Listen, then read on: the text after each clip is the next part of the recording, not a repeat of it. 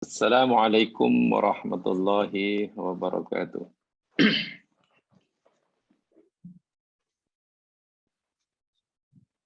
Innal hamdalillah nahmaduhu wa nasta'inuhu wa nastaghfiruh. Wa na'udzu billahi min syururi anfusina wa min sayyiati a'malina.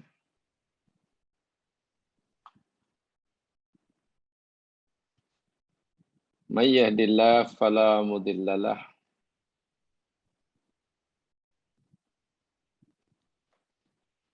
wa may yudlil fala hadiyalah.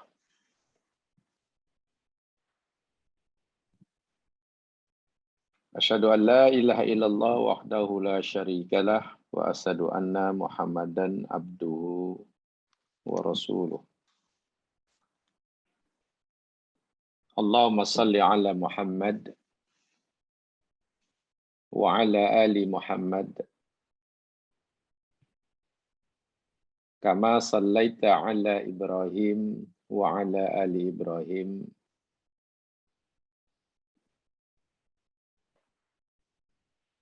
innaka Hamidum Majid. Wa barik ala Muhammad wa ala ali Muhammad kama barakta ala Ibrahim wa ala ali Ibrahim innaka Hamidum Majid.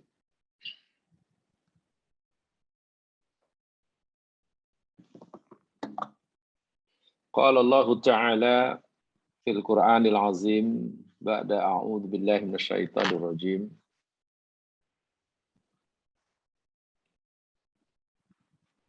Inna fi khalqis samawati wal ardi wa ikhtilafil laili wan nahar la ayatin li ulil albab. Alladzina yadhkuruna Allaha qiyaman wa qu'udan wa 'ala junubihim wa yatafakkaruna fi khalqis samawati wal ard. Rabbana ma khalaqta hadza batila. Subhanaka faqina adzaban nar. Ali Imran 190 191. Yang bermaksud sesungguhnya di dalam penciptaan beberapa langit dan bumi dan silih bergantinya malam dan siang, sungguh terdapat padanya tanda-tanda, yakni kekuasaan Allah, keagungan Allah, kesempurnaan Allah bagi ulul albab.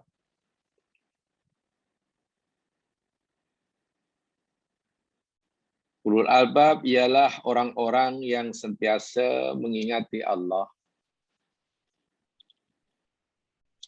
sama ada dalam keadaan berdiri, duduk, ataupun dalam keadaan berbaring. Ingat dalam semua keadaannya. Dan mereka sentiasa berusaha memikirkan tentang penciptaan beberapa langit dan bumi.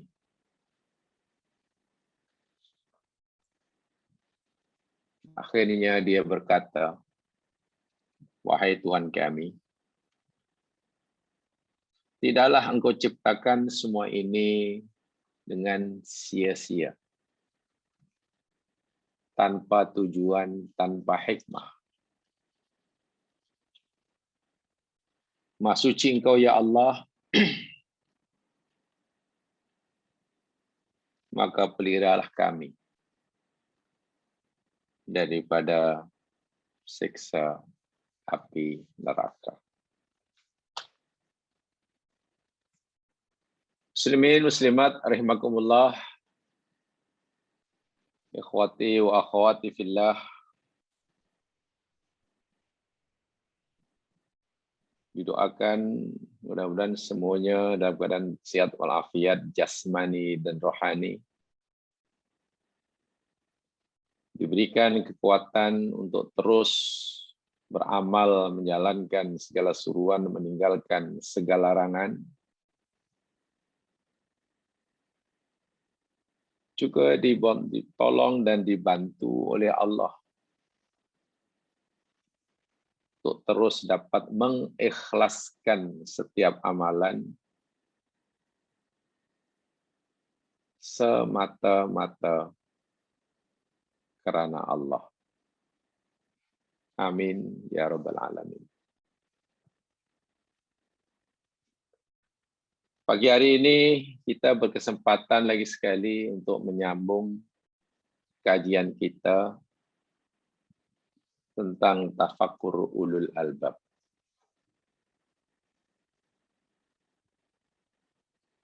Pada siri lepas, kita telah mulakan kajian kita ayat yang ketiga dalam nota ini, muka surat 5, ayat yang saya bacakan tadi. Ali Imran 190, 191.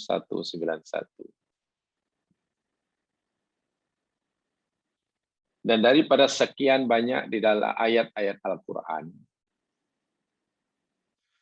yang bercerita tentang ulul albab, ayat inilah yang saya fikir ayat yang paling jelas, paling nyata, paling terang memberitahu kita tentang siapa ulul albab itu. Karena sebagaimana yang disebut dalam ayat 190, Allah tutup dengan itu tanda-tanda kebesaran Allah bagi ulul albab. Lalu Allah jelaskan sendiri ulul albab dalam ayat 191. Mungkin yang tahu dalam bahasa Arab, kaidah Arab, ayat 191, alladzina yadhkuruna, alladzina namanya ataf bayan. Dalam kaidah bahasa Arab namanya tata bahasa ataf bayan. Kalimat yang disambungkan, bersambung dengan sebelumnya, tanpa huruf penyambung, tanpa huruf ataf, yang fungsinya untuk menjelaskan kalimat sebelumnya. Jadi sebenarnya kita tidak perlu bersusah payah mencari jawaban apa itu ulul albab, siapa itu ulul albab. Ayat 191 Ali Imran itulah jawabannya. Walaupun masih bersifat umum. Di situ disebutkan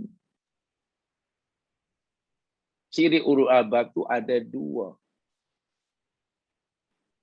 Tafakkur dan tadakkur. Atau tadakkur dan tafakkur sama ya. Tafkir dan zikir. Tafakkur dan tadakkur. Berfikir dan zikir. Itu saja. Itu saja ciri ulul albab. Maka bila kita dapat melakukan kedua-dua ini secara serentak, secara simultan, mutazamina, simultaneous,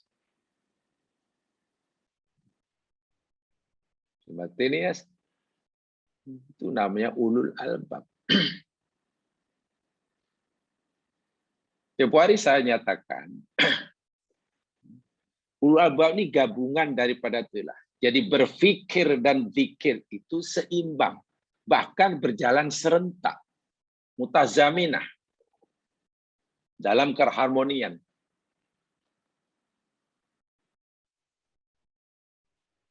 Dalam mukadimah dahulu, saya pernah nyatakan bahwa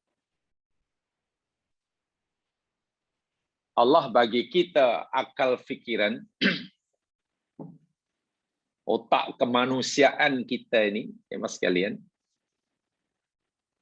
akan bekerja secara maksimal ketika hipokampus kita, prefrontal cortex itu, yang mewakili pikiran rasional, dan sistem limbik kita, amigdala kita, yang mewakili perasaan, emosi, itu bekerja secara seimbang. Kan kalau dalam ilmu fisiologi begitu. Keseimbangan antara fungsi hipokampus dengan amigdala, antara berpikir rasional dengan berpikir emosional. Dua ini tidak boleh dipisahkan. Mesti berjalan secara serentak, secara simultaneous, mutazaminah kata orang Arab, dalam keharmonian.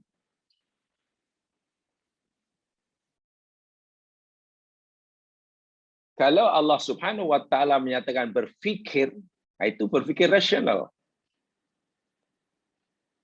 Berpikir rasional.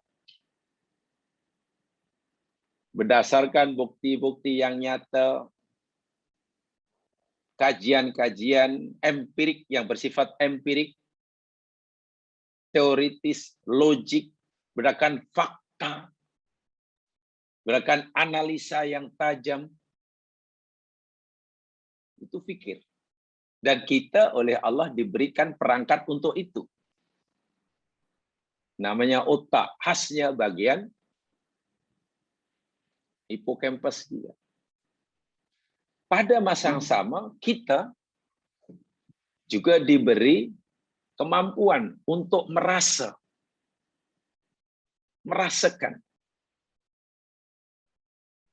Dan itu letaknya, kita tahu, dalam otak yang disebut amigdala itu. Perasaan. Rasa tenang, rasa kagum, rasa takut, rasa suka, rasa marah, mengenai harapan. Itu ada kedua-duanya dalam diri kita. Dan itu tadzakur. Jadi kalau berpikir itu bersifat objektif,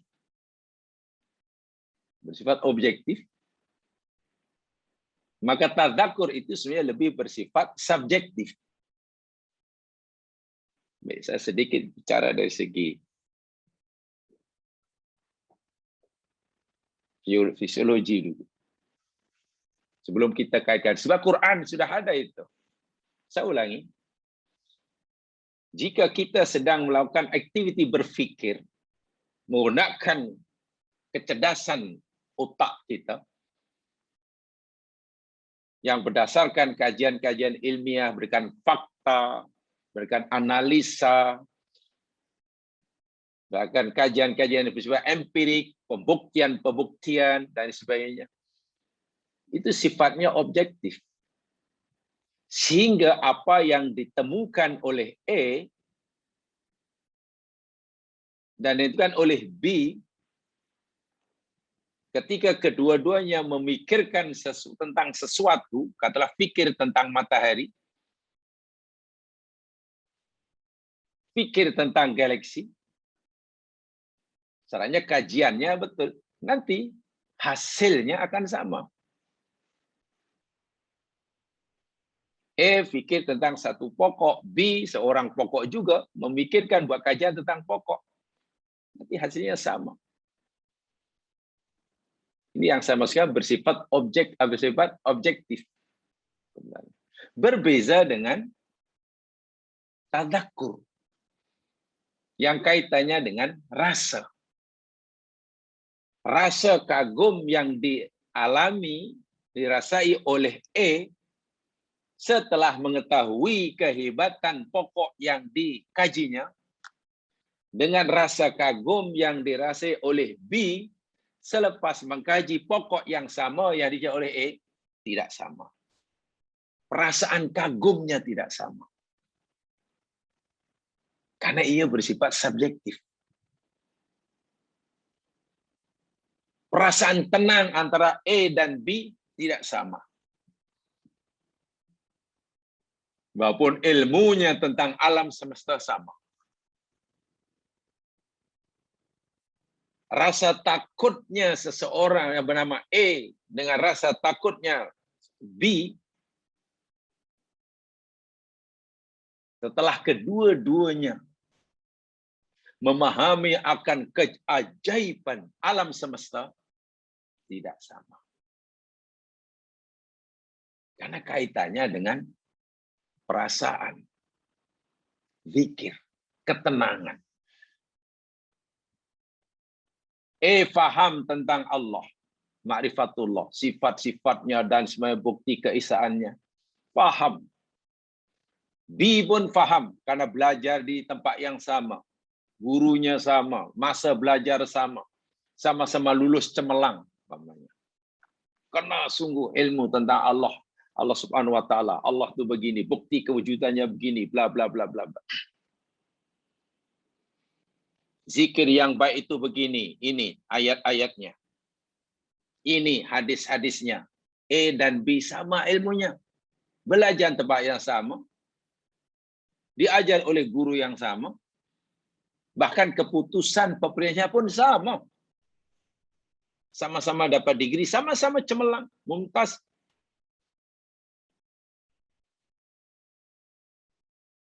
Kalau tanya A, jawabannya sama dengan jawaban B. Tolong tunjukkan saya dalil tentang keesaan Allah, tentang kekuasaan Allah, tentang Allah. Ini yang sangat bersifat objektif. Tetapi ketika A dan B berzikir kepada Allah, dan kedua-duanya mendapatkan ketenangan jiwa, itmi'nanul qalbi, saya yakin dan percaya, tingkat ketenangan hatinya semasa berzikir antara A dan B menjadi tidak sama.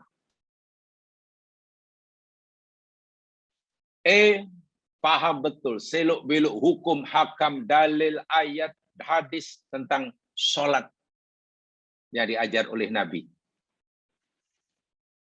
B pun faham sungguh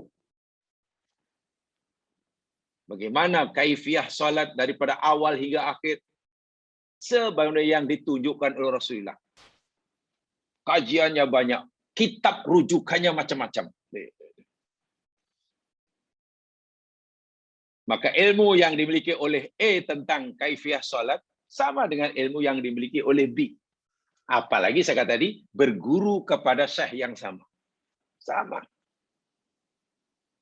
Bersifat objektif berdasarkan kajian ilmiah. Itu hasil fikir. Tapi ketika A sholat, B sholat, sungguh pun kedua-duanya mungkin khusyuk dalam sholatnya, kita tahu tingkat khusyuknya pasti tidak sama. Mungkin A lebih khusyuk daripada B. Mungkin B lebih khusyuk daripada A. Atau mungkin A khusyuk, B tidak. Sebab bila sudah bicara tentang khusyuk, itu kaitannya dengan perasaan. Nanti yang dominan yakni peranan amigdalanya.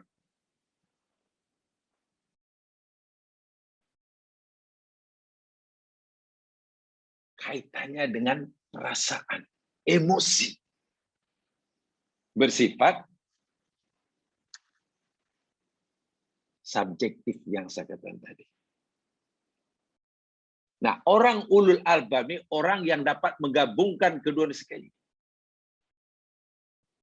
Jika kajian ilmiahnya yang bersifat objektif itu 100% betul, sepatutnya nanti bila diamalkan, dia akan memberikan kesan dalam hatinya 100% juga. Jika menimbulkan rasa takut pun, rasa takut 100%. Jika menimbulkan harapan pun, harapan 100%. Jika ada penyesalan pun, penyesalan 100%. Jika menimbulkan ketenangan dan khusyuk pun khusyuk 100%. Itu ulul albab. Seorang yang sangat sempurna.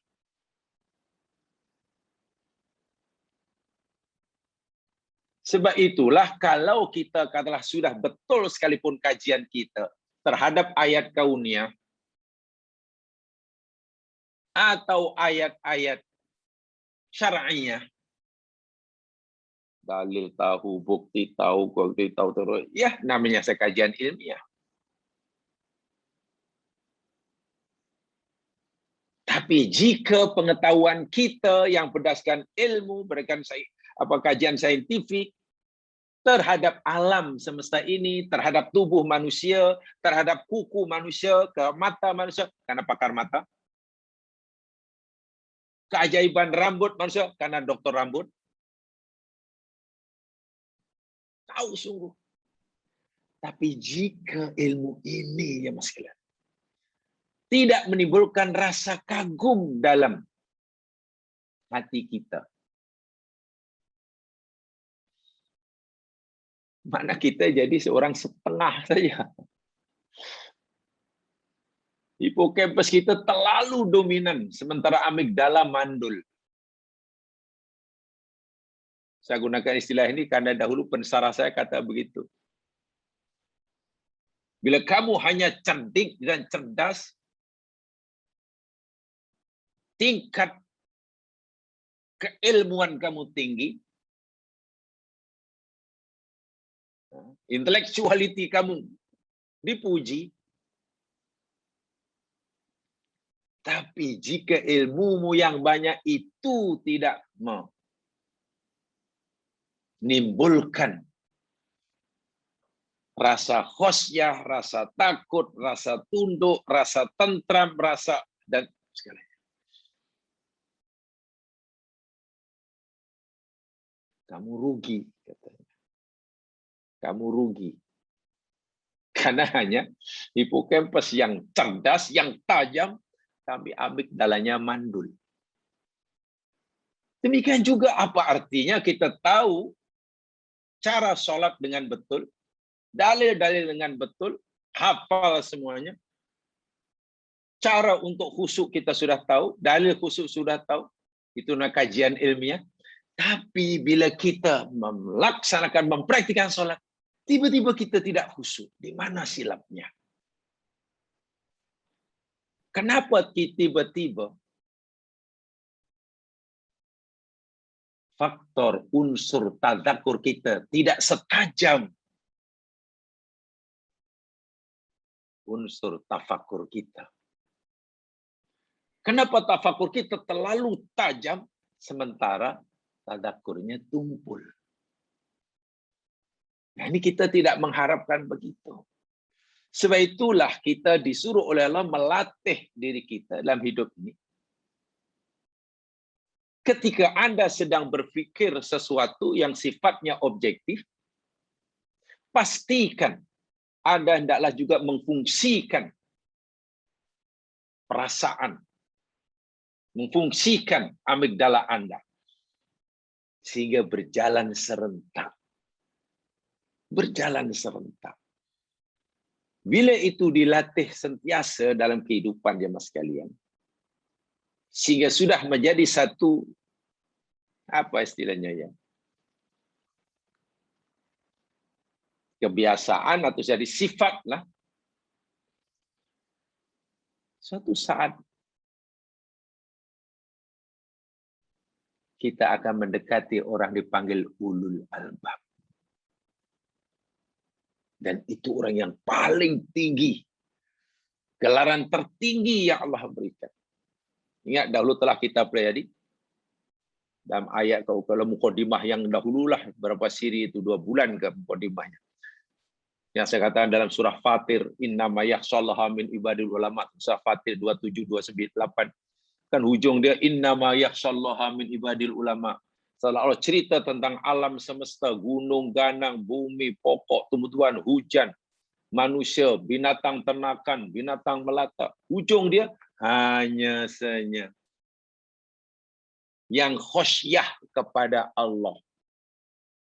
Daripada hamba-hambanya itu adalah ala ulama, orang yang berilmu. Ilmunya itu hasil daripada kajian ilmiah, saintifik, objektif, dapat menyentuh perasaannya, dan membentuk hatinya, sehingga timbul khosyah. Tengok. Ilmunya makin bertambah, khosyahnya makin bertambah.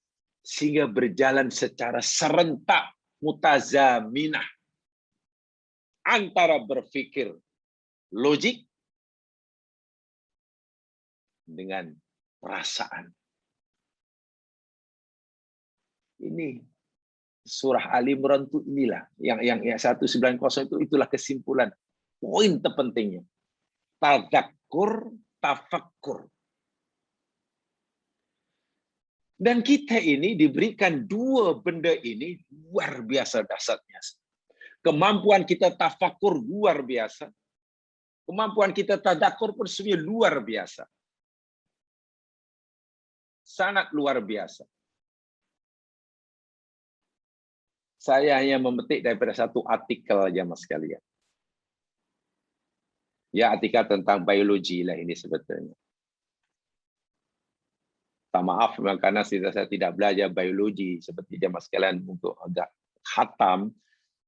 Saya dulu sama hampir semua cabang ilmu kauniyah ini kami dulu belajar daripada tafsir, daripada Al-Qur'annya. Jadi katakan biologi bukan sebab itu ayat Al-Qur'an. Sebenarnya kita ketahui jamaah tak hebat macam mana. Otak kita, otak manusia itu yang memiliki bilion saraf, jaringan saraf, yang tersimpan begitu rapi dalam tempurung kepala kita,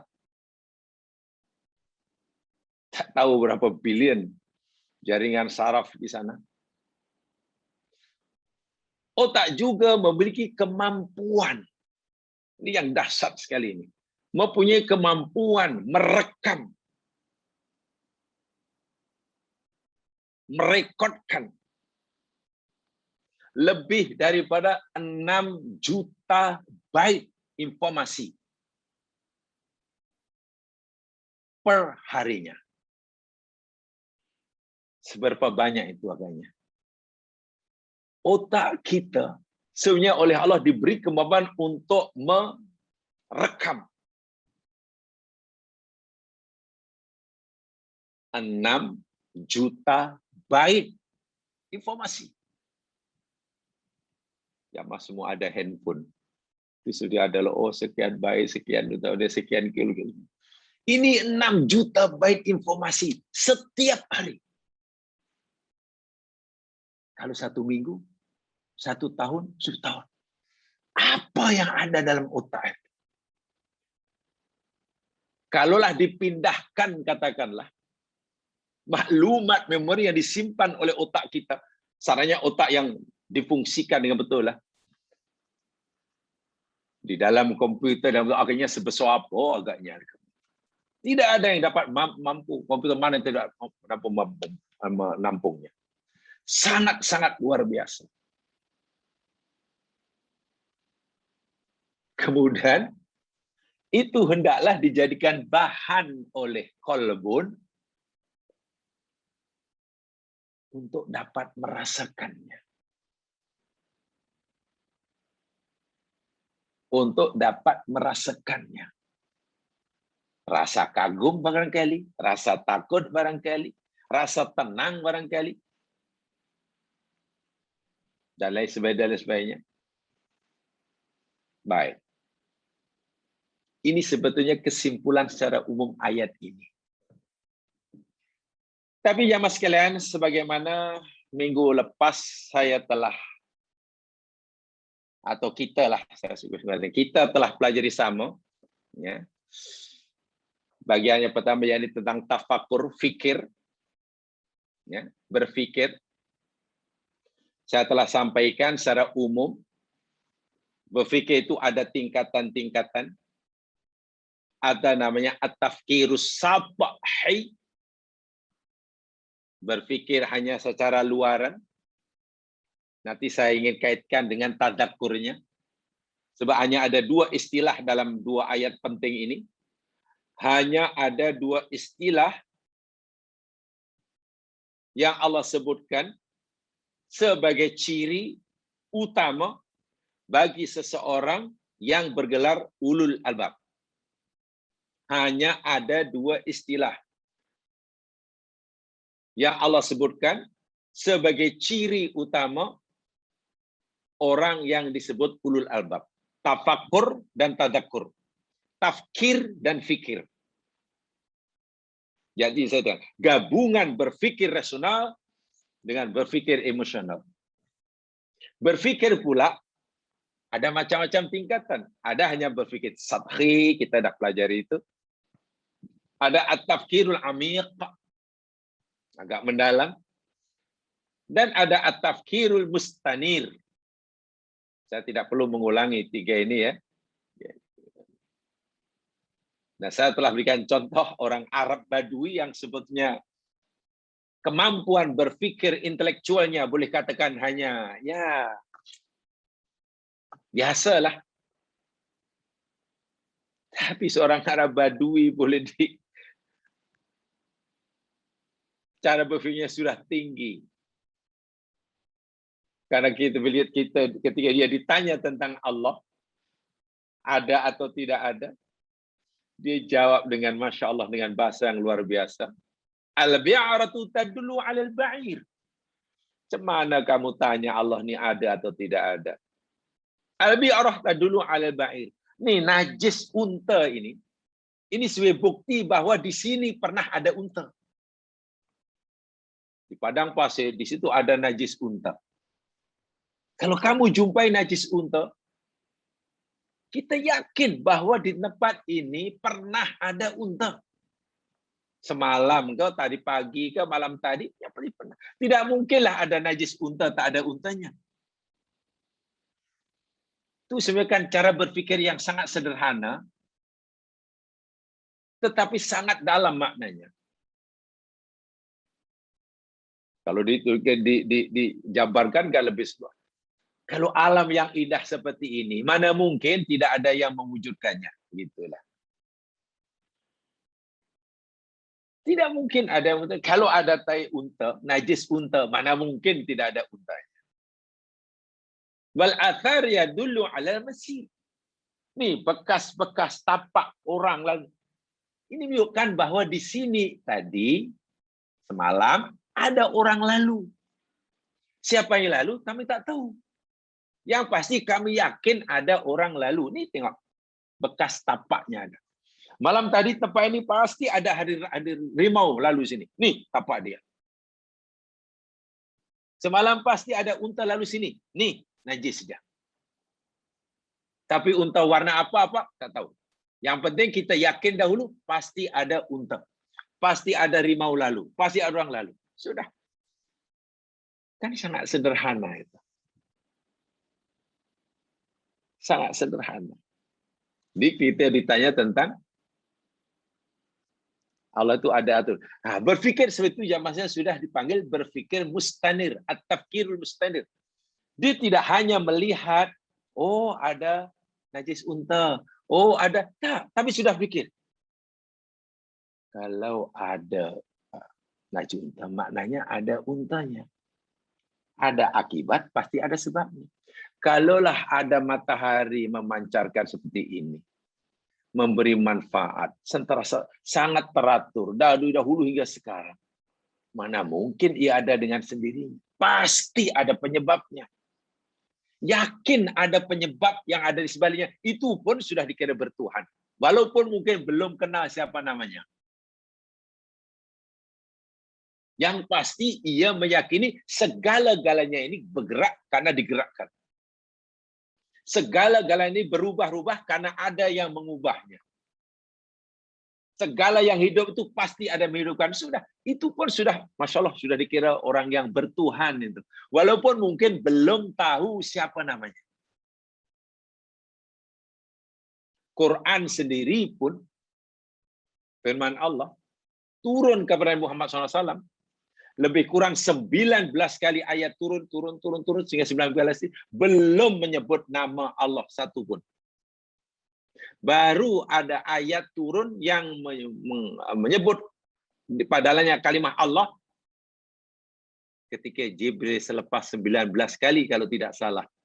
Qul huwallahu ahad. Allahu akbar. Katakan, itulah Allah. Sebelumnya mereka suruh fikir. Kamu tak lihat ke pokok itu? Kamu tak fikir ke? Ibarat kalau kita guna cara berfikir Arab Badui tadi, kamu tak terfikir ke? Tak yakin ke bahwa dengan adanya najis unta ini, maknanya pernah ada unta? Kamu tak boleh fikir ke bahwa bila ada bekas nih tapak rimau di sini, maknanya pernah ada rimau lalu sini. Tak terfikir kan? Tapi jenis rimau itu jantan ke betina ke itu nanti dulu. Yang pasti kamu kena yakin dahulu pasti ada. Dan ini mesti rimau yang besar sebab tengok lebar umpamanya. Dan ini mesti kalau dikaji lagi, ini rimaunya mesti bukan berjalan nih, lari nih. Sebab bekas tapaknya nampak pun. Dikaji-kaji, dia sudah mulai dapat membayangkan. Ini rimaunya mesti besar, mesti kuat, mesti lari. Bahkan nampaknya mengejar ini. Mengejar, karena di depan sana rupanya ada macam pasir yang berselera. Mungkin menangkap mangsa. Dia sudah mulai berkesimpulan. Tapi rimau yang mana, warna apa, sebab apa, dia belum tahu. Yang penting sudah yakin dahulu. Itu cara Allah dahulu mengajar mereka. Kamu fikir dahulu, kamu renung dulu alam yang ada sekeliling kamu. Tidak kamu lihat ini bla bla. Akhirnya iya ya. Ini pasti ada yang pasti ada. Akhirnya mereka bertanya, siapa ya? Kalau itu siapa agak-agak nih? Siapa nama yang mengadakan yang disebab segala-galanya ini? Nah, rasa ingin tahu itu jamaah sekalian, saya ulangi. Mula-mula suruh berfikir, oh iya ya, ini Masya Allah, ini pasti ada yang mencipta, ini pasti ada yang mencipta. Ini namanya tafakur. Yang lain, kamu apa percaya? Oh ya, saya percaya. Sebab ini bergerak tidak mungkin bergerak sendiri. Pasti ada menggerakkan, pasti ada menghidupkan, pasti. Objektif kan? Lalu timbul pertanyaan, siapa agak-agak yang benar? Sudah ada rasa ingin tahu. Nah, itu sudah tersentuh tadakurnya. Kan itu kaitan dengan perasaan, ingin tahu.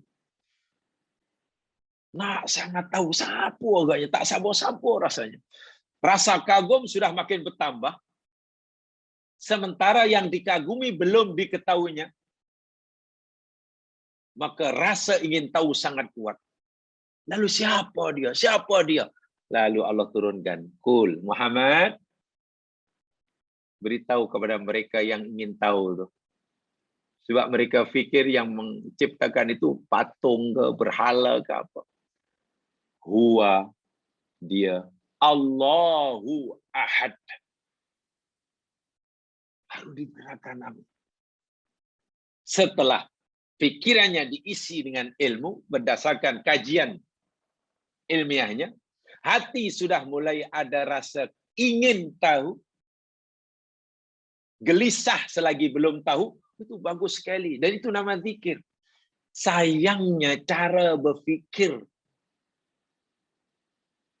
orang Arab yang pada mulanya seperti itu, tidak mereka teruskan. Itu sayang sekali. Tapi tidak semua. Abu Bakar orang yang cerdas, akhirnya terus ya jadi ulul albab. Tapi seperti Abu Jahal, kan hanya boleh berfikir. Tapi hatinya langsung tak tersentuh. Kalau saya gunakan istilah mungkin yang agak keras, itu tadilah. Tahu akan cara sholat, tahu dalil-dalil sholat, tahu bagaimana takbiratul ihram, macam Nabi suruh tahu khusyuk, tahu dalil khusyuk, cara khusyuk. Bila sholat tak boleh khusyuk. Nah, bila cerita khusyuk itu sudah bersifat subjektif. Baik, itu fikir ya mas sekalian ya. Nah, yang kedua dalam ayat ini kan disebut zikir dulu ya. Wa yadhkuruna alladzina yadhkuruna Allah qiyaman wa qu'udan wa ala junubihim. Sekarang zikir itu macam mana? Fikir tadi sudah kita ada 3 tingkatan itu. Sekarang zikir itu macam mana? Tadzakkur itu macam mana? Yadhkurun. Jamaah sekalian, seperti mana yang telah kita ketahui sama, mungkin dalam siri-siri yang lepas, Ibnul Qayyim Al-Jauziyah, betapa pentingnya zikir ya. Tapi lagi-lagi ini bersifat subjektif ini. Antara A, B, C, D pasti berbeza-beza nanti. Berbeza dengan tafakur. Tafakur bersifat ilmiah, bersifat sains, 2 campur 2 mesti 4 lah. Ya contohlah katalah orang A, B, C, pelajar A, B, C, D, 10 orang pelajar. Jenis jantinnya macam-macam, ada laki, ada perempuan. Bangsanya macam-macam. Budayanya macam-macam, warna kulitnya macam-macam. Agamanya berbeza-beza, kepercayaannya berbeza. Lalu belajar, masuk makmal, diajar oleh cikgunya. Buat kajian di makmal. Kajian tentang apa? Kajian tentang belajar tentang kimia, tentang biologi, tentang apa, tentang elektrik. Nanti kan hasilnya sama. Hasilnya sama. Sebab yang dikaji itu bersifat objektif. Yang Muslim ke, yang mukmin ke, sama nanti hasil kajian yang belajar tentang elektrik. Tapi lidah zikir, itu lain. Baik, saya ingin sampaikan dahulu apa kata Ibnul Qayyim Al-Jauziyah tentang zikir ini. Yadhkurunallaha qiyaman wa qu'udan. Dan seterusnya. Beliau kata begini, inna afdala ahli kulli amalin aktsaruhum fihi dzikran lillahi azza wa jalla. Subhanallah. Inna afdala ahli kulli amalin aktsaruhum fihi dzikran lillahi azza wa jalla. Maksudnya, ini kata Imam Ibnu Qayyim Al-Jauziyah ya. Sesungguhnya seutama-utama ahli amal, maknanya orang yang paling seutama-utama orang yang beramal atau orang yang beramal yang paling utama. A banyak amal, B banyak amal, C banyak ibadah, C banyak ibadah lah. A, B, C, ibadahnya kuat semuanya. Amalnya banyak belakang. Daripada sekian banyak A, B, C ini, siapa yang paling utama sekali? Begitulah maksudnya.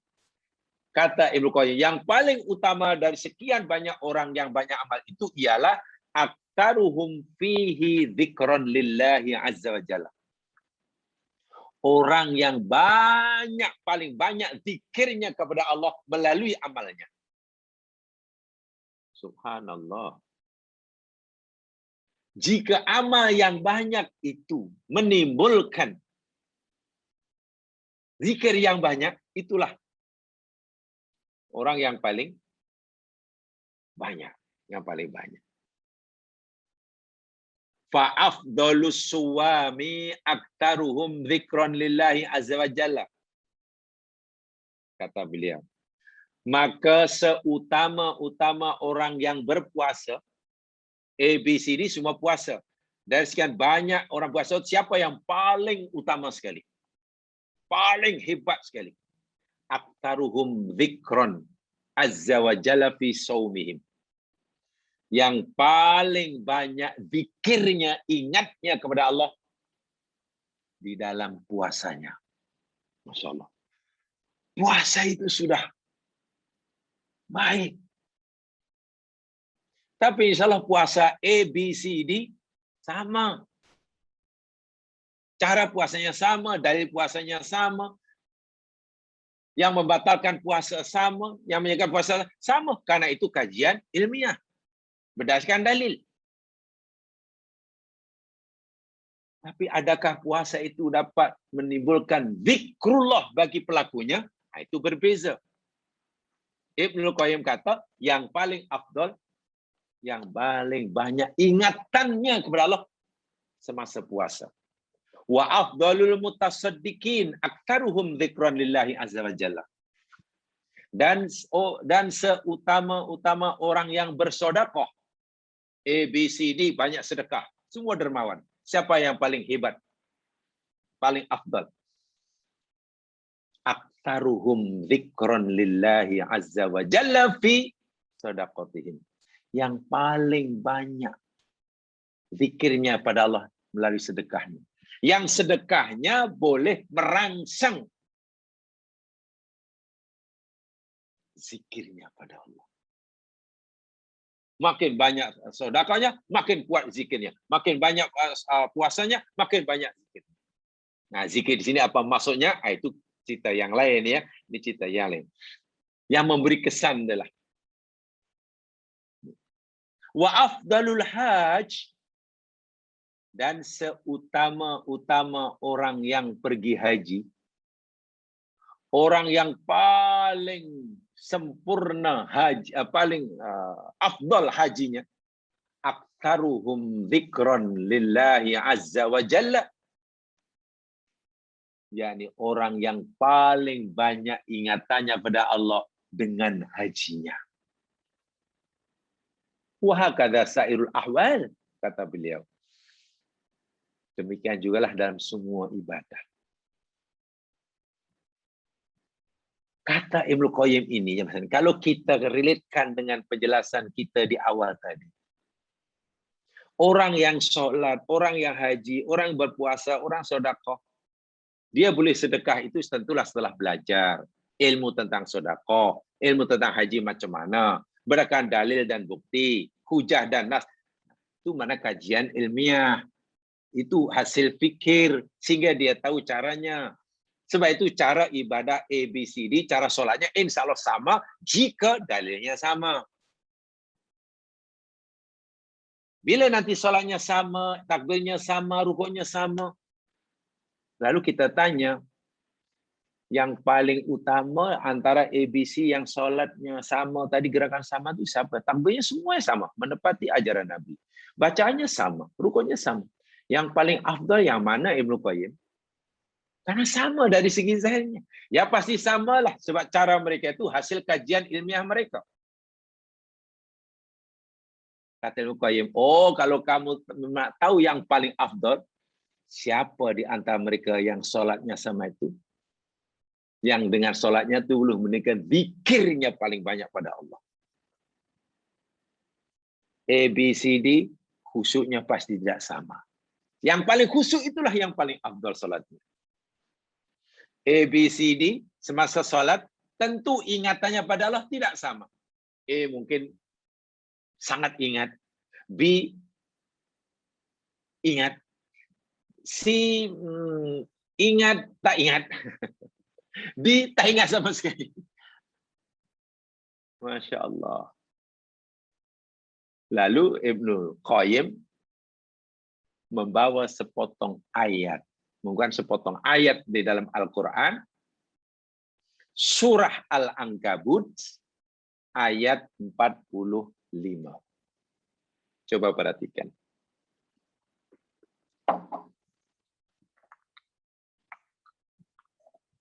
Al-Ankabut ayat 45.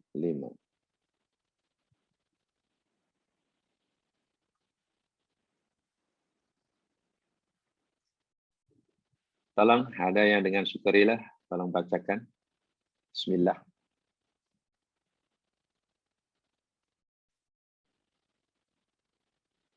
Bismillah, tolong bacakan.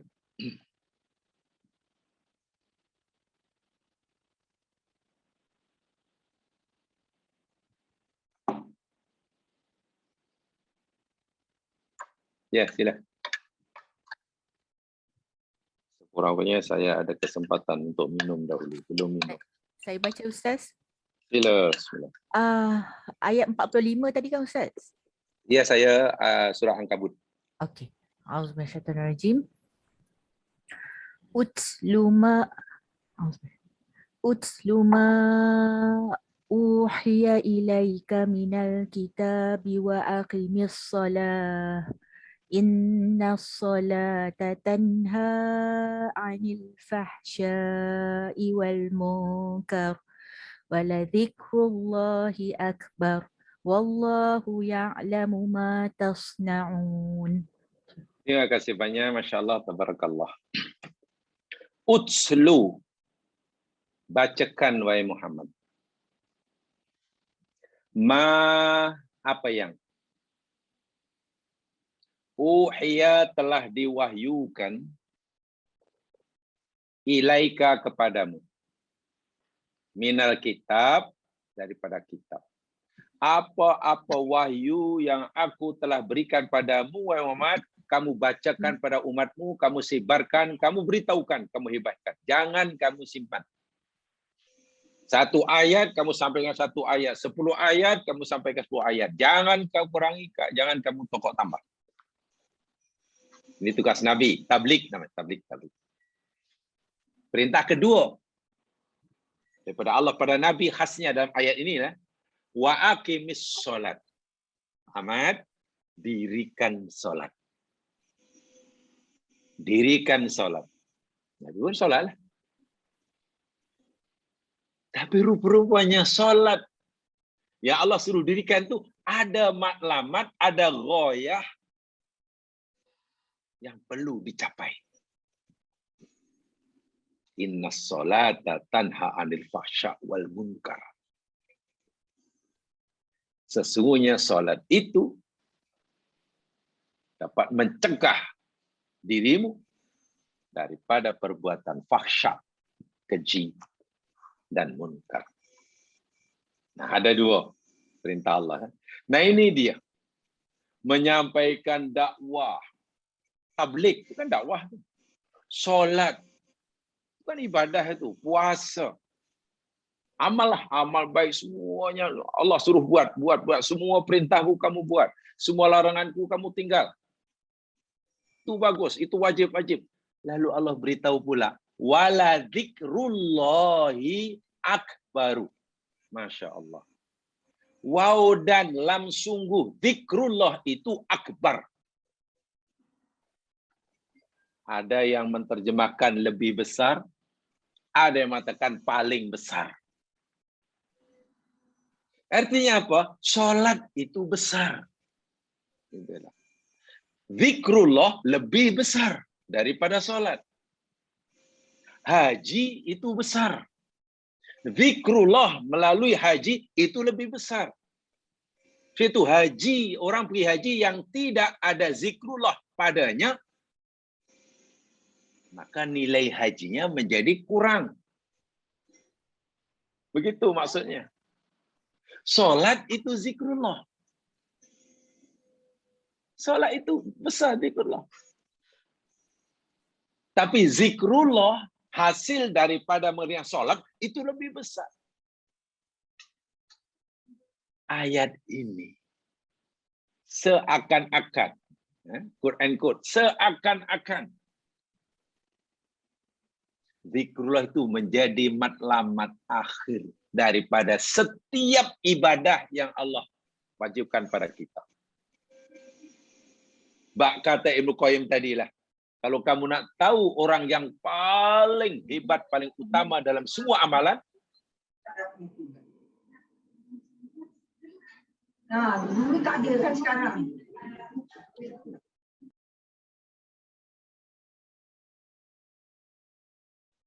kata Ibnu Qayyim, kalau kamu nak tahulah siapa orang paling hebat, paling afdal dalam semua amal ibadah, yang paling banyak zikrullahnya dalam ibadah yang dilakukan. Tadi saya kata jemaah sekalian, kita boleh solat itu kan selepas mengetahui cara-cara solat. Bagaimana caranya? Kita belajar.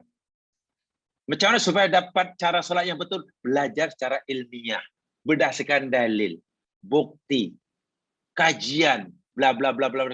Itu namanya fikir. Bila solat, khusyuk atau tidak khusyuk, kita lebih ingat kepada Allah daripada yang lainnya. Kita lebih menyadari kehambaan diri kita atau tidak. Adakah solat itu dapat membantu kita, membuat kita lebih menyadari siapa diri kita di hadapannya? Itu bukan lagi kerja otak. Itu bukan lagi fikir. Itu sudah zikir. Jangan sampai sebelum sholat kita tidak sedar atau belum menyadari siapa kita ini sebenarnya di hadapan Allah. Bahkan tak sedar langsung siapa yang kita ini sebenarnya di hadapan Allah. Tak tahu siapa dia. Jangan-jangan majikan di hadapan Allah. Wa'iyadzubillah. Atau jangan-jangan toke sehingga buat sesuka hatinya. Orang yang hidupnya sesuka hati, itu maknanya dia merasa dirinya maharaja di muka bumi. Di hadapan Allah. Bagaimana di hadapan Allah bersikap macam maharaja, berbuat sesuka hati. Buat itu, buat itu. Dan masa salat pun katalah masih belum juga menyadarkan dirinya siapa dirinya di hadapan Allah. Mungkin menganggap Allah dengan Allah tu macam punya hubungan saling menguntungkan mungkin. Win-win situation umpamanya. Ya Allah, engkau suruh aku sembah engkau, kamu tahu. Aku suruh aku buat, aku dah buat tahu.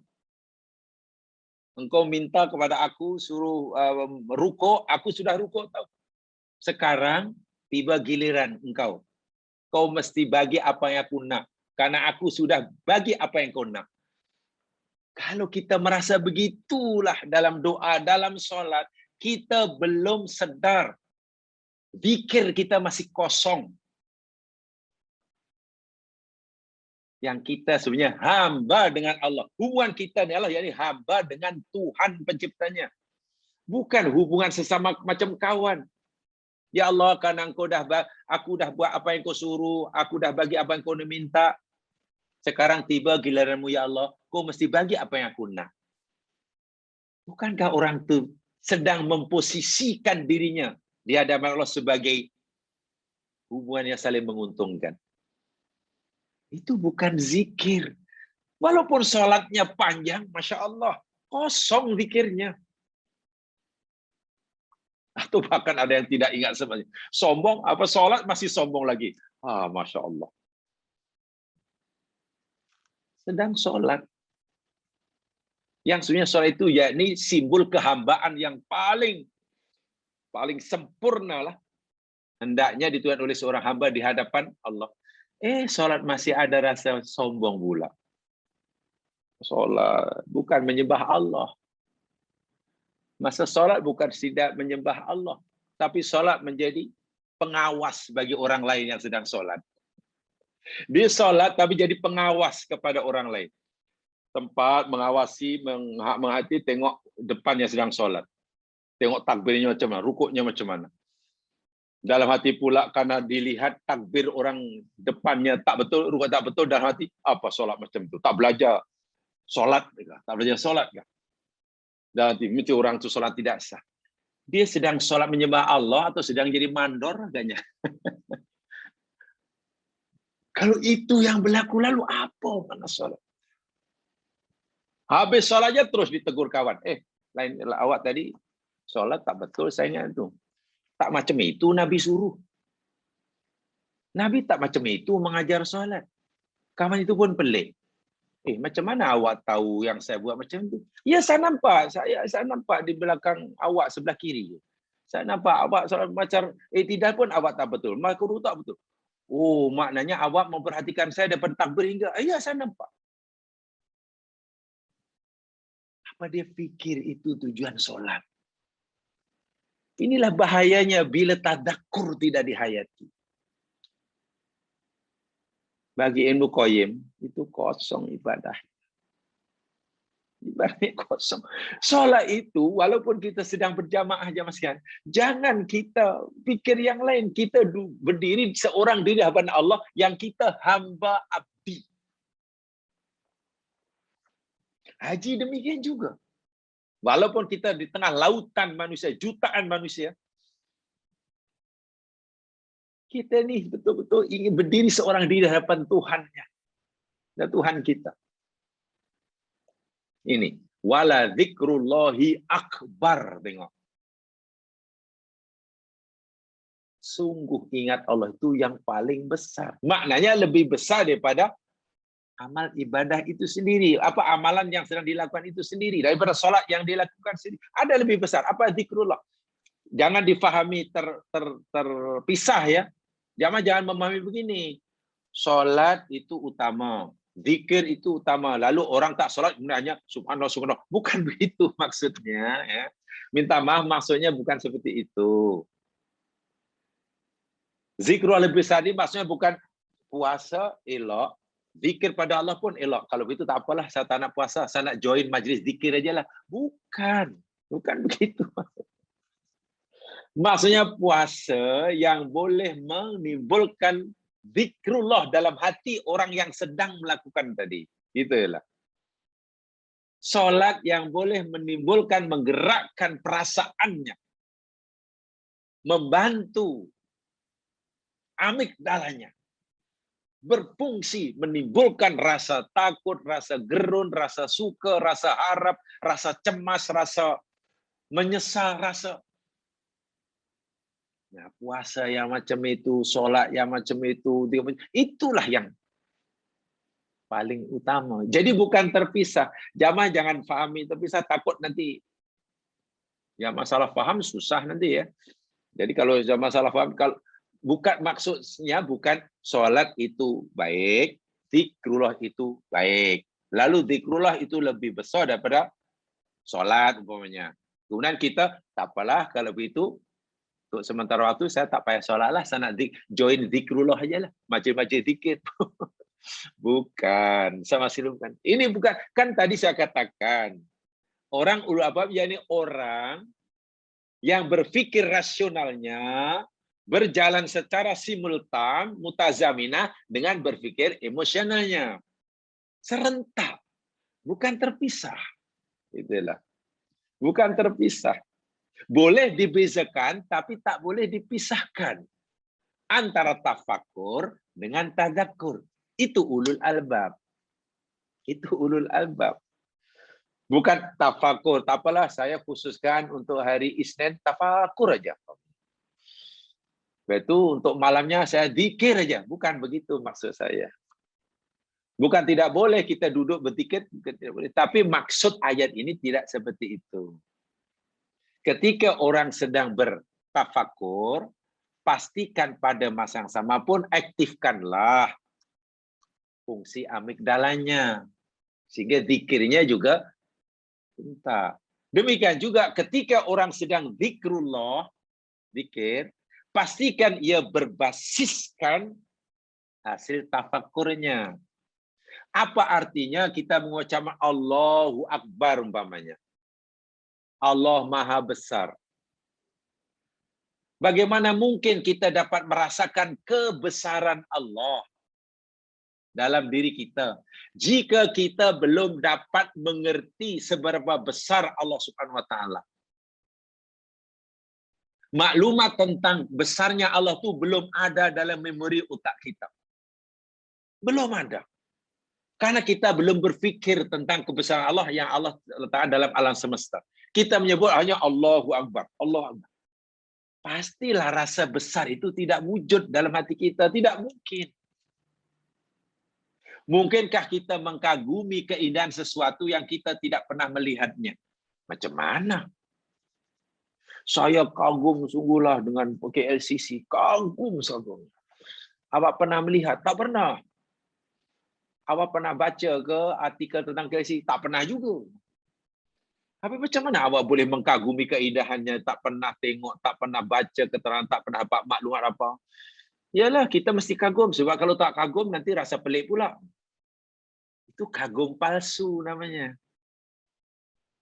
Paling tidak, baca maklumat tentang KLCC. Oh, begini, begini. Masya Allah, ini mesti hebat ini. Hati sudah mulai tersentuh. Lebih lagi bila melihat umpamanya. Dan faham katalah tentang ilmu kejuruteraan. Memahami tentang ilmu, bidang ilmu arsitektur umpamanya. Seni bina. Belum lagi mengetahui tentang selok-belok bahan yang digunakan. Cara membuatnya. Makin kagum, makin kagum. Nah, jadi kekaguman kita berdasarkan ilmu.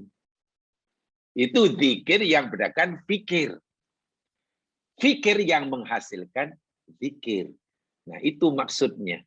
Mutazaminah itu maksudnya begitu. Serentak. Dan itulah yang dimaksudkan oleh Ibnul Qayyim. Paling utama. Paling utama. Jamaah sekalian, saya masih ingin menyampaikan juga penjelasan Ibnu Qayyim tentang zikir ini. Alladzina yadhkurunallaha qiyam. Kita belum bicara tentang ayat ini ya, sebab objek zikir, objek fikir kan belum kita pelajari ya dalam surah Ali Imran ini. Walaupun kita sudah tahu dua aktiviti yang berbeza tapi tak boleh dipisahkan. Objeknya pun tidak sama. Objek berfikir itu ciptaan Allah maksudnya. Bumi, langit dan isinya bla bla bla bla bla. Objek zikir itu penciptanya. Allah yang mencipta. Allah yang mencipta itulah objek zikir, sementara objek fikir ciptaan Allah. Itu kan ayat ini kata begitu. Zikir yadhkurunallah, mana objeknya Allah lah. Keagungan Allah kan. Kaitannya dengan rasa. Dirasakan. Jadi zikir itu bukan difikirkan. Zikir itu dirasakan. Karena rasa, maka ia lebih bersifat subjektif. Itulah. Fikir tidak. Fikir bukan dirasa. Fikir itu dianalisa. Dikaji, dianalisa, berdasarkan fakta, bukti yang nyata, dibanding-bandingkan, didaraf, dikurangi, dibagi. Dibagi, di bla bla bla. Ya, macam jamaah mengerjakan soalan matematik itulah. Macam jamaah mengerjakan dahulu mungkin apa namanya assignment science itulah. Mengerjakan soalan biologi itulah. Itu fikir. Itu bukan menggunakan rasa lagi, itu menggunakan berpikir rasional. Sifatnya nanti objektif. Objektif. Kan begitu ya. Dua-dua ini saya ulangi, boleh dibezakan. Objeknya pun berbeza. Alat yang kita gunakan, perangkat yang kita gunakan pun dalam tubuh kita berbeza. Objeknya pun tak sama. Kan? Jadi, tapi tidak boleh dipisahkan. Baik. Berikut ialah tentang darajatud dzikri. Kata Ibnu Qayyim ya, ini masih ucapan Ibnu Qayyim sebelum saya sampaikan nanti kajian-kajian yang dari sudut yang lain. Ibnu Qayyim berkata tentang darajatul dzikri, tingkatan zikir. Sebagaimana berfikir itu ada tingkatan, mulai daripada paling rendah hingga paling tinggi. Yang paling rendah kita tahu tafkirus sathi, ya. Atas kita tafkirul amiq, paling atas yang tafkirul mustanir. Zikir pun rupa-rupanya ada tingkatan-tingkatan. Mula paling rendah hingga yang tinggi. Ini kata Ibnu Qayyim ya, bukan kata saya. Ada talatu darojatin. Ada 3 tingkatan zikir. Zikir dalam bab ini jam sekian saya tidak cerita zikir yang bukan-bukan itu, bukan. Saya tidak cerita zikir yang bukan-bukan. Ad-darajatul ula, tingkatan pertama zikir itu yakni az-zikrud dzahir. Zikir dzahir. Sana'un au du'a'un au ri'ayatun. Zikir dzahir itu yakni zikir berupa puji-pujian, berupa doa dan permohonan. Contohnya itulah. Berupa zikir ingat akan penjagaan dan pemeliharaan. Contoh zikir puji-pujian, zikir zahir, satu zikir puji-pujian. Contohnya kita menyebutlah kalimat-kalimat zikir. Subhanallah, walhamdulillah, la ilaha illallah, Allahu akbar. Hasbunallah wa ni'mal wakil. Itu namanya zikir tanah. Zikir zahir. Zahir. Yang zahir, yang nampak. Boleh didengar pun suara orang zikir itu. Boleh dilihat sebab mulutnya, bibirnya kumat kamit. Zikir zahir juga disebut, ada juga zikir doa. Berupa doa. Rabbana zalamna anfusana wa illam taghfir lana wa tarhamna lanakunanna minal khasirin. Wahai Tuhan kami, sesungguhnya kami telah menzalimi diri kami.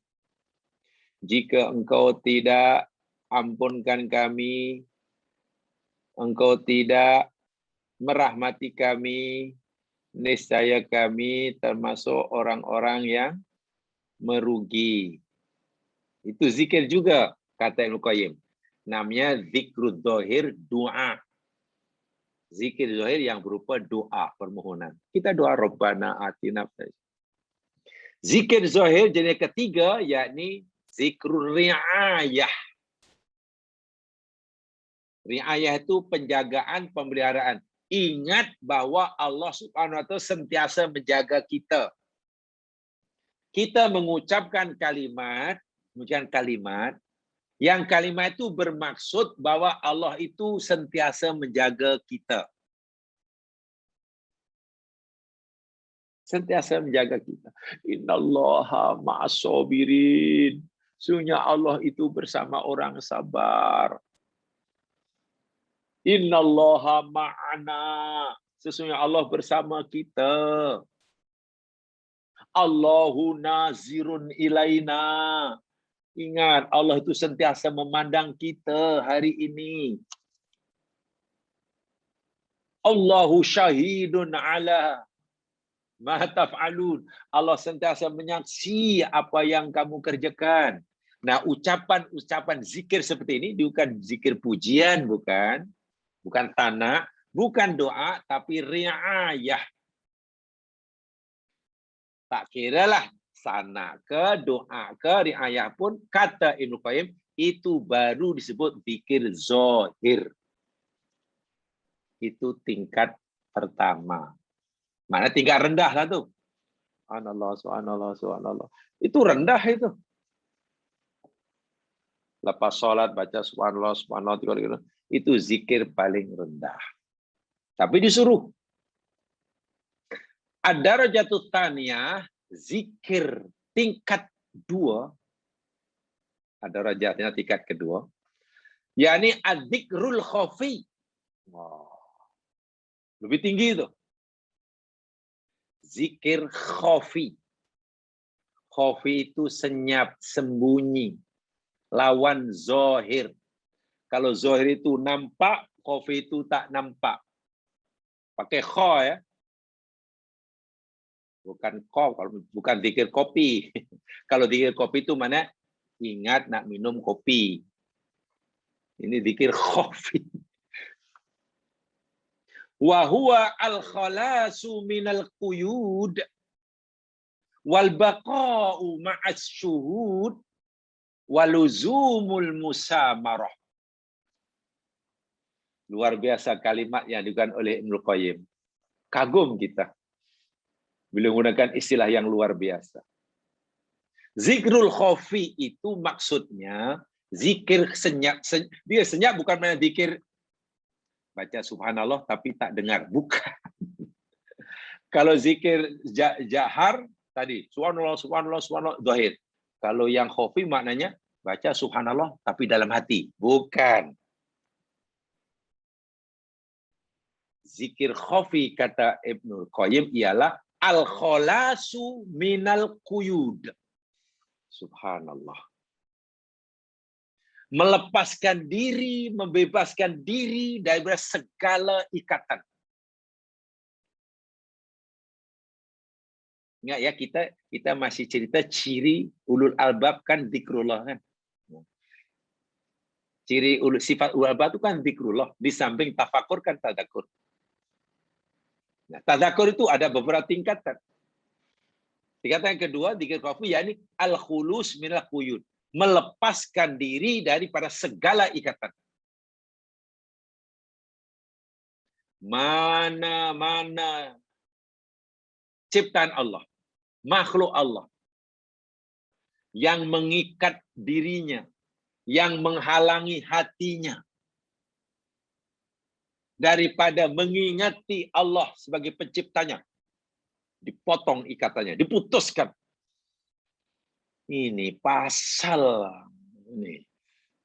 pasal rumah yang baru aku beli, pasal kereta yang baru aku beli inilah. Hatiku sentiasa mengingati dia. Hatiku terikat dengannya. Bagaimana mungkin hatiku akan mengingati Allah, mengagumi Allah 100% jika hatiku masih ada rasa kagum kepada kereta yang aku beli? Bagaimana hatiku akan mencintai Allah 100% jika dalam hatiku pada saya masih juga mencintai kekuasaan yang baru dak aku raih? Dzikrul khalas bila hati tadi sudah putus hubungan dengan segala pemberian. Bukan ditinggalkan ya, bukan dibuang. Pemberian Allah tidak boleh dibuang. Dosa kita, makan tamar, jatuh, sahabat tak nak ambil, Nabi suruh ambil. Jadi jangan salah faham. Memutuskan hubungan, bukan membuangnya atau meninggalkannya atau membencinya. Sehingga hatinya sebanyak manapun pemberian yang Allah berikan kepadanya, tidak mengikat atau tidak diikat dengan hatinya. Ikatan itu lepas sehingga bila-bila masa dia mencintai Allah pasti akan tulus ikhlas. Bila ingat Allah, yang lain jadi lupa. Kehilangan pemberian tidak jadi masalah karena dia masih punya yang memberi. Tapi kalau dia sudah putus hubungan dengan yang maha memberi, walaupun dia masih memiliki segala pemberiannya, hidupnya gelisah. Zikir seperti ini sudah tingkat 2 itu ya sekalian. Tinggi itu. Al-khulus minal quyud dalam bahasa Ibnu Qayyim. Wal baqa'u ma'asyuhud. Dan berterusan, berkekalan dalam menyaksikan keagungan mazkurnya. Dia sudah dapat membebaskan ikatan, segala ikatan dengan selain Allah. Dan dia berterusan, berkekalan di dalam menyaksikan kehebatan Allah yang diingatinya. Ya, bagaimana mungkin orang masih ingat kehebatan kita yang dimiliki jika hatinya sudah dipenuhi rasa ingat, menyaksikan kehebatan Allah yang Maha memberinya. Bagaimana mungkin menyebut Allahu Akbar, Allah saya Maha besar. Kibria Allah sudah memenuhi hatinya. Bila kibria Allah sudah memenuhi hatinya, bagaimana mungkin dia masih memandang bahwa dia kuasa itu akbar, kuasa itu akbar, harta itu akbar, signature itu akbar, senjata itu akbar. Bagaimana mungkin? Jika orang sudah mengakui hatinya sudah dipenuhi dengan rasa kibria Allah, yang lain itu menjadi kecil. Tidak ada artinya. Bumi, langit, dan isinya tidak mampu menimpakan madarat ke atas dirinya tanpa kehendaknya. Karena bumi, langit, dan isinya itu lemah, kecil. Bumi, langit, dan isinya tidak mampu memberi manfaat sikit pun kepadanya di hadapannya. Itu orang yang sudah al-baqa ma'asyuhud. Al-khulus minal quyud wal baqa ma'asyuhud. Itu zikir yang tanpa menyebut lagi. Kalimat zikir sudah tidak disebut itu.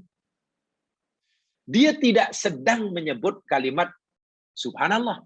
Dia tidak sedang menyebut Allahu Akbar. Tapi hatinya sudah tali-tali yang mengikat hatinya dengan dunia dan isinya sudah diputuskan. Sehingga hatinya sentiasa berkekalan dalam musyahadah. Al-baqa ma'al masud. Berkekalan dalam bermusyahadah. Musyahadah itu menyaksikanlah. Menyaksikan kebesarannya, menyaksikan keagungannya. Itu zikir khafi. Oh, itu luar biasa itu. Coba Ibnu Qayyim kan sebenarnya ketika bicara ini bukan bicara tentang fikih kan. Ini bukan bicara tentang halal haram jamaah sekalian. Beliau sebenarnya bukan bicara tentang akidah ini. Beliau sudah masuk pembicaraan beliau ini dalam masalah ihsan. Hati. Tazkiyatun nafas. Apapun istilahnya. Ada orang kata itu namanya tasawuf. Sila. Tidak salah. Memang beliau adalah seorang sufi sunni. Tapi seringkali pengajaran tasawuf yang sunni yang diajarkan Ibnu Qayyim ini seringkali terlepas pandang oleh kita. Ramai daripada kita melihat Ibnu Qayyim hanya orang yang sangat tegas dalam menegakkan akidah, sangat tegas memurnikan syariah, sebagaimana gurunya Imam Ibnu Taimiyah. Tapi ramai yang lupa. Kedua murid dan guru ini juga jago dalam masalah hati. Luar biasa. Jadi kita pelajari, kita ikuti, kita warisi ilmu-ilmu beliau ini secara menyeluruh. Dan yang ketiga, yang tinggi sekali kata Ibnu Qayyim. Ad-darajatut thalitsah, tingkatan tiga, zikir ialah az-zikrul haqiqiyyu. Zikir hakiki. Zikir hakiki. Apa itu zikir hakiki? Wa huwa syuhudu dzikril haqqi iyyaka. Wa takhallusu min syuhudi dzikrika. Zikir hakiki itu, jawab sekalian, bukan lagi zikir kita kepada Allah. Tapi zikir hakiki itu bukan kita merasakan, menyaksikan ingatan kita kepada Allah. Tapi zikir hakiki itu yakni penyaksian kita akan ingatan Allah kepada kita. Wah, macam mana ya?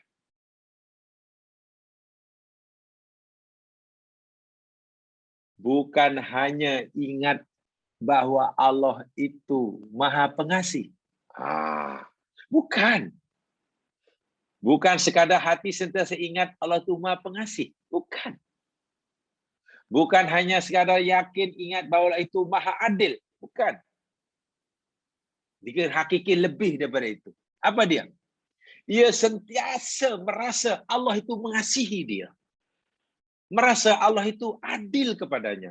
Sentiasa Allah memperhatikan dia, menjaga dia, menemani dia. Orang seperti ini mana merasa dirinya lemah? Tak ada orang itu tidak ada yang merasa dirinya lemah, walaupun seorang diri, walaupun dibuli oleh dunia. Bagaimana dia merasa lemah? Bagaimana merasa keseorangan? Hatinya sudah syuhud. Itu menyaksi, merasakan Allah memandangnya, Allah menemaninya, Allah melindunginya, Allah segala-galanya lah.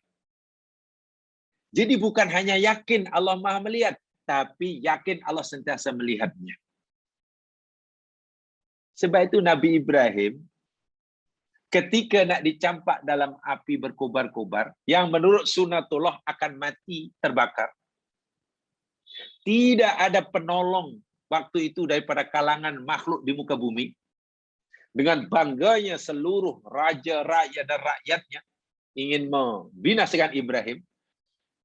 Seakan-akan kekuatan raja negaranya waktu itu tidak ada siapa yang boleh mengalahkan. Tapi Nabi sangat tenang. Sangat tenang.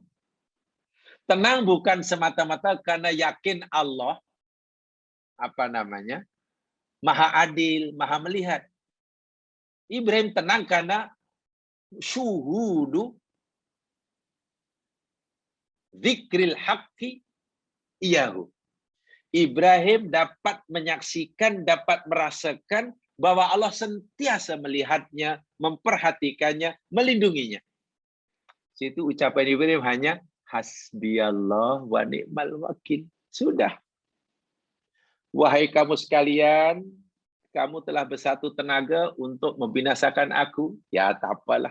Kamu merasa kuat dan kamu merasa mampu membinasakan aku. Tapi tak apalah. Hasbi Allah. Aku masih punya Allah. Cukup. Dia nikmal wakil. Tenang Nabi Ibrahim. Itu kata Ibnu Qayyim. Dzikrul hakiki. Walaupun duduk seorang diri, pasti akan merasa ramai karena sentiasa berkawan berdekatan dengan Allah. Kalau saya boleh pinjam istilah ayah Dr. Hamka, orang seperti ini hidupnya pasti akan merasa ramai dalam keseorangan. Merasa meriah dalam kesunyian. Merasa kaya dalam kefakiran. Merasa bahagia dalam kesusahan. Orang lain melihat dia seorang diri, tapi dia merasa dirinya ramai. Orang lain melihat dirinya sengsara, dia sedang bahagia. Zikir hakiki. Itu yang difahami oleh Ibnu Qayyim daripada aspek kerohanian yang diwariskan oleh Rasulullah. Supaya jangan salah paham, sebab kadang ada orang tanya jangan Nabi pernah ke bagi zikir ada 3 macam itu? Nanti kan ada yang tanya begitu. Ada ke Nabi pernah bagi zikir ada 3 peringkatan itu? Kalau tak ada, maknanya bukan daripada Nabi lah. Itu bagi saya berpikir yang sangat-sangat sederhana. Cara berpikir yang masih sangat sederhana. Memanglah tidak ada Nabi Yakin ini, tapi benda itu telah wujud pada zaman Nabi. Gitulah. Istilah-istilah ini belum wujud. Seperti mana mustalah hadis, fiqh, pelajaran akidah, mana ada Nabi, pelajaran Nabi pelajaran itu. Tapi benda itu sudah ada. Gitulah. Sudah ada. Tapi nama-nama penjanamaan apa namanya itu belum ada. Jadi jangan pikir oh Nabi tak ajar, mana kita tak boleh, itu bid'ah. Sebenarnya Ibnu Qayyim jago bid'ah lah. Baca kitab beliau, Madarijus Salikin ke Zadul Ma'ad ke, kan banyak tajuk-tajuk yang Nabi tak disebutkan secara spesifik. Dan begitulah agama. Jangan diartikan pemahaman, penterjemahan, uraian daripada ajaran Nabi kemudian dikatakan perkara baru, lalu oh tak payah, itu Ibnu Qayyim aja kata mandai-mandai lah membagi zikir ada 3, Nabi tak pernah kata. Ya janganlah berfikir terlalu naif seperti itu. Itu bagi saya berfikir terlalu dangkal dan terlalu naif. Tidak begitu cara berfikir yang betul. Itu kata Ibnu Qayyim. Nah, ada 3 ya. Jadi kalau fikir ada 3, zikir pun ada 3. Minimum. Berikutnya nanti insya Allah saya coba menggabungkan. Kan karena dua-dua ini boleh dibezakan tapi tak boleh dipisahkan. Bila kedua-dua nanti digabungkan, nanti akan melahirkan sesuatu yang sangat dahsyat. Kita akan pelajari pada masa hadapan. Dan itulah ulul albab. Berdasarkan ayat ini. Bila antara fikir dan dzikir ini dapat digabungkan jemaah sekalian, nanti ada tingkatan-tingkatan. Paling tidak ada 4 tingkatan. Dan akan melahirkan ulul albab. Hasilnya luar biasa. Sangat-sangat luar biasa. Bukan mustahil kita mampu melakukannya asal bersungguh-sungguh. Tapi lagi sekali, bila dah masuk kawasan dzikir, itu bersifat subjektif. Kalau masih dalam koridor fikir, itu bersifat objektif. Perubahan daripada masuknya zikir, fikir pada dzikir, itulah yang luar biasa. Proses nak masuk, nak menyatu. Sehingga antara fikir dan dzikir menyatu dalam diri seseorang. Itu proses yang memang tidak mudah, tapi bukan mustahil. Jemaah sekalian, itu saya sampaikan. Mudah-mudahan diberkati oleh Allah Subhanahu wa taala. Dengan bacaan tasbih kifarah. Subhanakallahumma bihamdika asyhadu an la ilaha illa anta astaghfiruka wa atubu ilaik. A'udzu billahi wal 'asri innal insana fi khusr. Illal ladzina amanu wa 'amilus shalihat. Wa tawasaw bil haqq wa tawasaw bis sabr. Assalamualaikum warahmatullahi